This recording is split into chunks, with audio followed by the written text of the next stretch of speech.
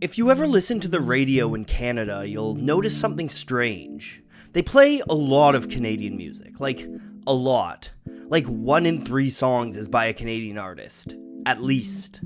And while I wish I could say that this was just fierce patriotism of my country, that's not actually the case. The real reason so many Canadian radio stations play acts from their motherland is because they're legally required to, thanks to regulations dating back to 1971. Let's take a closer look.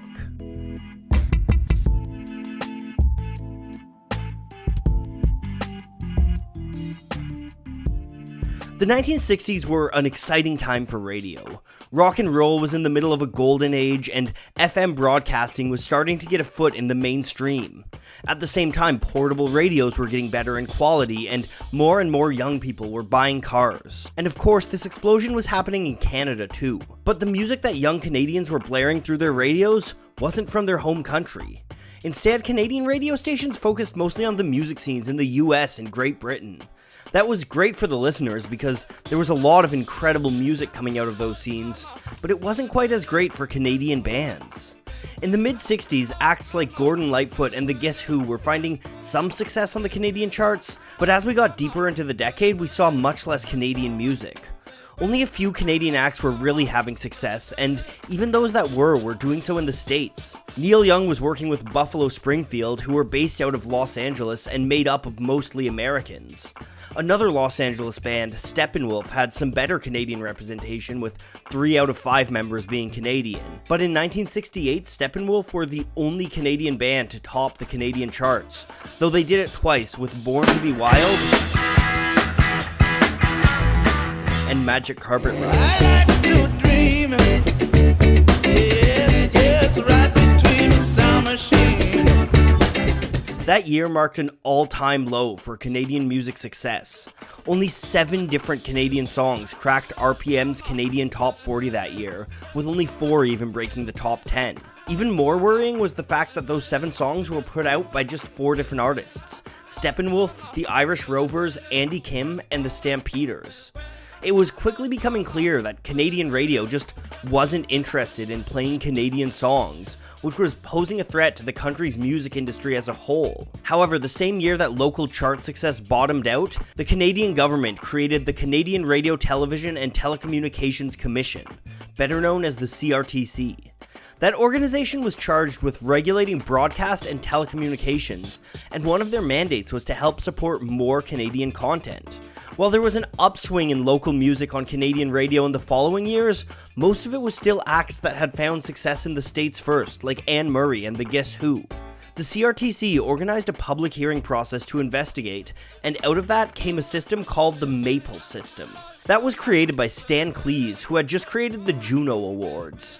And a quick aside for those of you who aren't Canadian, the JUNO Awards are basically the Canadian GRAMMYS, kind of. The MAPL system was a way of qualifying what counted as Canadian content. It consisted of 4 aspects. Music. The music was composed entirely by a Canadian. Artist. The music or lyrics were performed mostly by a Canadian. Performance. The performance was either recorded, performed, or broadcast in Canada. Lyrics. The lyrics were written entirely by a Canadian. In order to qualify as Canadian content, a piece needed to fulfill 2 of these conditions, or just 1 if it was recorded before January 1972. With the MAPL system defined, the CRTC set up regulations. 25% of all airplay needed to be devoted to Canadian music. In the years since, that quota has increased, with most contemporary radio stations getting licensed at 40% Canadian content. The results were immediate. In 1972, 57 different songs cracked RPM's Canadian Top 40, with 3 topping the charts.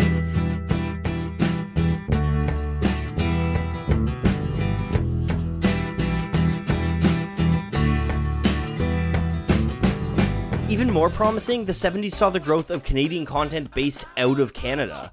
Bands like April Wine, Max Webster, and Trooper all found success on the Canadian airwaves throughout the 1970s.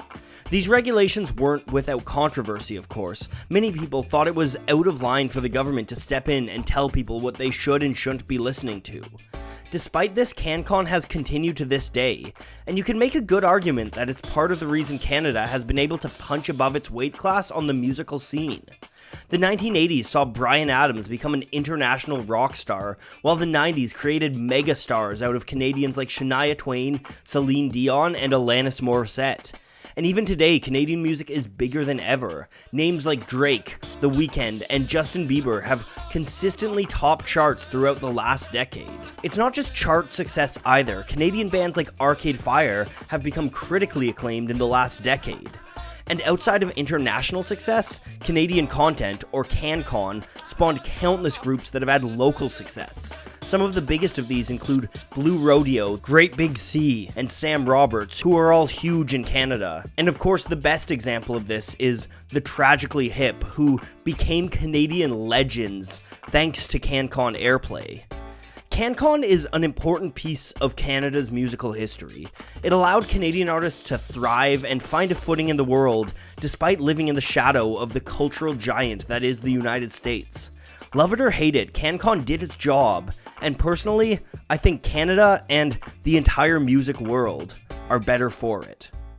Hey guys, I want to thank you so much for watching, and I really want to thank my patrons. They're the reason I was able to do this bonus Canada Day video, and really they just help me do everything that I do.